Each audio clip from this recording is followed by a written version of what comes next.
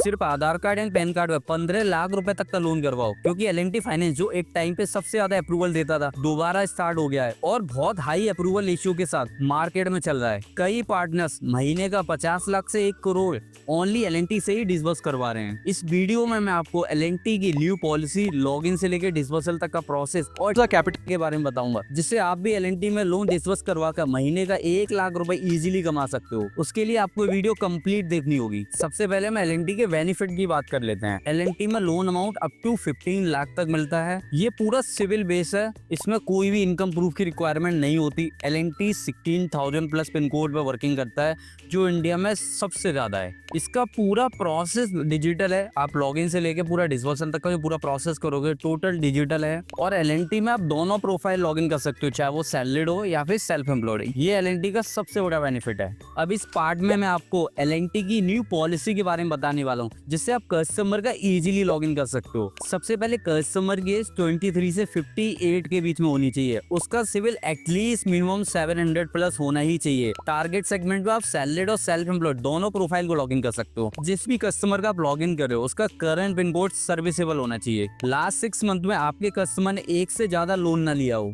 उसका at least minimum 1 year का civil track record होना चाहिए। उसकी लास्ट 30 डेज में 2 से ज्यादा इंक्वायरी नहीं होनी चाहिए और लास्ट 3 मंथ में 4 से ज्यादा इंक्वायरी नहीं होनी चाहिए। कस्टमर के सिविल में कोई डीपीडी नहीं होना चाहिए। अगर किसी कस्टमर का home loan, auto loan, personal loan, business loan या क्रेडिट कार्ड चल रहा है तो उस कस्टमर के अप्रूवल के चांसेस बहुत ज्यादा रहेंगे। अगर कोई कस्टमर क्रेडिट कार्ड यूज कर रहा है तो क्रेडिट कार्ड की जो लिमिट है उसका 70% से ज्यादा यूज ना कर रहा हो। हम लोग बात करते हैं कि एल&टी में कौन कौन से डॉक्यूमेंट की रिक्वायरमेंट होती है। सबसे पहले Aadhaar card, PAN card, email ID, mobile number, current address proof अगर कस्टमर आधार वाले एड्रेस पे नहीं रह रहा है, और बैंक अकाउंट जिसमें डेबिट कार्ड एक्टिव हो। ये बेसिक डॉक्यूमेंट की रिक्वायरमेंट होती है। अब मैं आपको ना कुछ बेसिक पॉइंट्स बताता हूँ जो एल&टी में थोड़ा ध्यान रखने हैं। जैसे अगर कोई कस्टमर ऐसा है जिसका परमानेंट एड्रेस यानी कि आधार का जो एड्रेस है वो आसाम या MP लोकेशन का है, बट करंट लोकेशन दूसरी है, जैसे सपोज वो MP का उसका आधार कार्ड है बट वो दिल्ली में रह रहा है, उस केस में वो केस नहीं होगा। बट अगर किसी कस्टमर का परमानेंट एड्रेस आसाम और MP को छोड़कर और किसी स्टेट का है बट उसका करंट एड्रेस MP का है तो वो केस लॉगिन कर सकते हैं। एग्जाम्पल के लिए बताता हूँ, जैसे कोई कस्टमर उसका आधार का एड्रेस दिल्ली का है बट वो MP में रह करके जॉब कर रहा है, मतलब करंट एड्रेस का MP है एंड परमानेंट एड्रेस दिल्ली है, वो केस लॉगिन हो जाएगा। लेकिन अगर कोई कस्टमर ऐसा है जो दिल्ली में तो जॉब कर रहा है बट वो रहने वाला MP का है, मतलब आधार का एड्रेस MP का है, तो वो केस लॉगिन नहीं होगा। दूसरा पॉइंट है बैंक अकाउंट के रिगार्डिंग। हमेशा जब भी आप उसमें मैच करोगे तो सेविंग अकाउंट या सैलरीड अकाउंट ही लगाओगे। इसके अलावा और कोई अकाउंट यूज मत करना, ना ही करंट अकाउंट, ना ही CC, ना ही OD, ना ही जॉइंट अकाउंट। अगर इनमें से कोई अकाउंट आपने यूज किया केस वहीं पर रिजेक्ट हो जाएगा।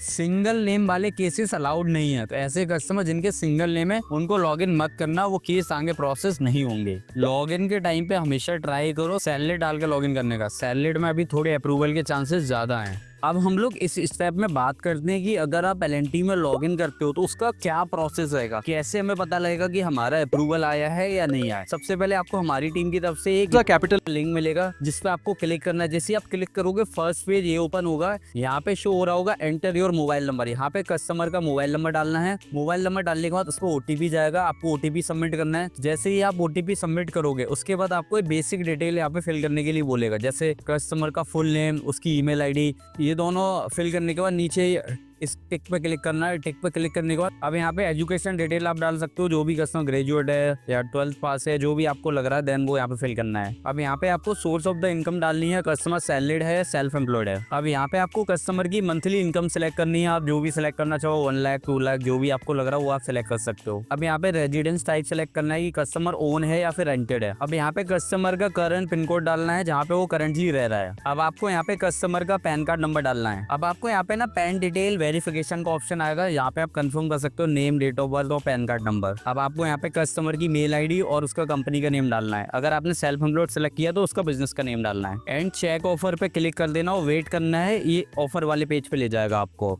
तो यहाँ पे देखो कुछ ऑफर्स होंगे तो जैसे यहाँ पे अलग अलग कंपनी का ऑफर शो हो रहे हैं, तो हमें ना इनको नहीं देखना है, हमें सिर्फ एल को देखना है। अगर यहाँ पे एल का ऑफर शो हो रहा है मतलब एल में अप्रूवल आया है, और अगर यहाँ पे एल का ऑफर शो नहीं हो रहा है तो एल में अप्रूवल नहीं आया है। तो यहाँ पे जब एल शो होगा, ऑफर दिखेगा, तो यहाँ पे अमाउंट भी लिखा होगा। जैसे यहाँ पे लिखा हुआ 1,50,000, तो यानी कि इसका इतना ही ऑफर, इतना रेट ऑफ इंटरेस्ट, इतना टेन्योर है। मतलब यहाँ पे जो भी लिखा होगा, यहाँ पे अगर 7 लाख लिखा हुआ मतलब 7 लाख का ऑफर है। और अगर यहाँ पे एल का ऑफर नहीं आ रहा मतलब एल के लिए केस एलिजिबल नहीं है, एल पर रिजेक्ट है, तो यहाँ पे जब भी ऑफर आएगा तो हमें समझ आना है कि यहाँ पे कस्टमर के पास ऑफर आया है एल में। बट एक चीज हमेशा याद रखना, ये पूरा प्रोसेस कस्टमर के फोन से ही करना है, क्योंकि एल आईपी एड्रेस को ट्रैक करता है। अगर आप अपने फोन से करोगे तो चांसेस है केस रिजेक्ट हो सकता है। जैसे ही आप एल की वेबसाइट पर रिडायरेक्ट हो गए, यहाँ पे वो कस्टमर का मोबाइल नंबर डालने के लिए बोलेगा। आपको यहाँ पे कस्टमर का मोबाइल नंबर डालना है एंड लॉगिन पर क्लिक करना है। फिर कस्टमर के फोन पे ओटीपी जाएगा, आपको ओटीपी सबमिट करना है। ओटीपी सबमिट करने के बाद यहाँ पे वो बेसिक डिटेल मांगेगा, वो आपको फिल करनी है, जैसे उसका पैन कार्ड नंबर, उसके बाद वैलिडेट करना है, एम्प्लॉयमेंट टाइप सैलरीड या सेल्फ एम्प्लॉयड, कंपनी का क्या नाम है,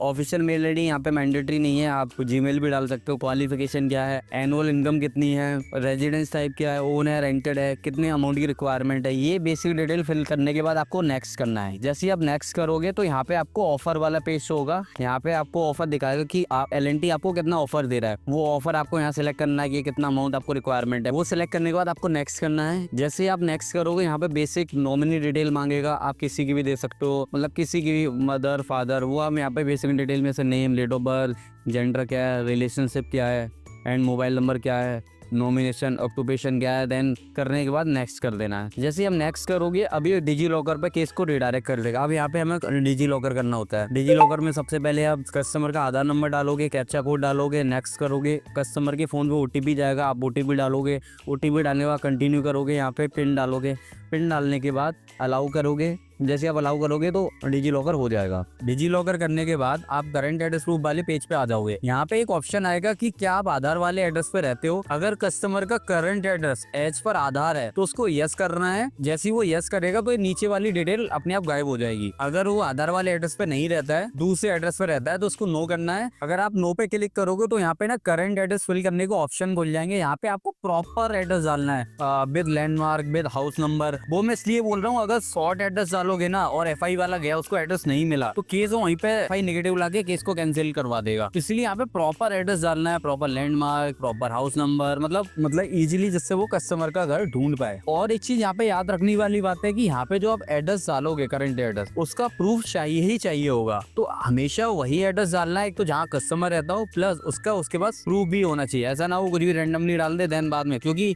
एड्रेस बाद में चेंज नहीं होगा। जो यहाँ पे एड्रेस आएगा दैट इज फाइनल एड्रेस। उसके बाद आपको नेक्स्ट करना है। अब हम लोग ई मैंडेट वाले पेज पर रिडायरेक्ट हो जाएंगे। यहाँ पे 2 ऑप्शन शो करेगा कि आपको नेट बैंकिंग से ई मैंडेट करना है, डेबिट कार्ड से करना है। जिससे चाहो उससे आप सिलेक्ट कर सकते हो। जैसे मैंने डेबिट कार्ड सिलेक्ट किया, उसके बाद तो ई मैंडेट हो जाएगा। एल&टी में नेक्स्ट वाला पार्ट कंप्लीट करने के बाद नेक्स्ट पार्ट जो होता है वो वीडियो केवाईसी है। इसमें कस्टमर के पास ओरिजिनल पैन कार्ड होना चाहिए और उसके पास करंट एड्रेस प्रूफ होना चाहिए। फिर उसके बाद वो वीडियो केवाईसी करेगा, वहाँ पे एजेंट कनेक्ट होगा, अपने ओरिजिनल डॉक्यूमेंट दिखाएगा एंड उसके बाद वीडियो केवाईसी कंप्लीट हो जाएगी। वीडियो केवाईसी कंप्लीट करने के बाद उसमें एग्रीमेंट का ऑप्शन आता है, जहाँ पे कस्टमर को एग्रीमेंट साइन करना पड़ता है। जैसे वो एग्रीमेंट साइन करेगा तो उसको अंडर रिव्यू वाली स्क्रीन शो होगी। एल&टी में फिजिकल वेरिफिकेशन के टाइम पे ना कुछ पॉइंट्स हमें याद रखने हैं जो आपको पता होना चाहिए, जिससे कि कस्टमर का जो फिजिकल वेरिफिकेशन वो नेगेटिव ना हो जाए। सबसे पहले जो एफआई वाला है वो एक सरप्राइज विजिट करता है, मतलब वो कभी कस्टमर को बता के ही नहीं जाएगा। और जो कस्टमर ने करंट एड्रेस दिया है हमेशा वहीं पर ही वेरिफिकेशन होगा। जब भी आप लॉग इन कर रहे हो तो हमेशा एक्यूरेट और प्रॉपर डिटेल्ड में करंट एड्रेस को फिल करो। जो एफआई वाला पर्सन है वो जब भी कस्टमर को कॉल करेगा, या तो उसका एड्रेस उसको ना मिल रहा हो या फिर सिक्योरिटी गार्ड की तरफ से बिल्डिंग में एंट्री ना मिल रही हो, अदरवाइज वो कॉल नहीं करेगा कस्टमर, वो डायरेक्ट ही कस्टमर के पास जाएगा। एक बार हम एल&टी की जर्नी कंप्लीट कर देते हैं, उसके 24 से 48 आवर के अंदर उसकी एफआई हो जाती है। तो जब भी आपने जर्नी कंप्लीट की है तो हमेशा कस्टमर को बताकर रखो कि नेक्स्ट 24 से 48 आवर में एफआई वाले कभी भी आ सकते हैं।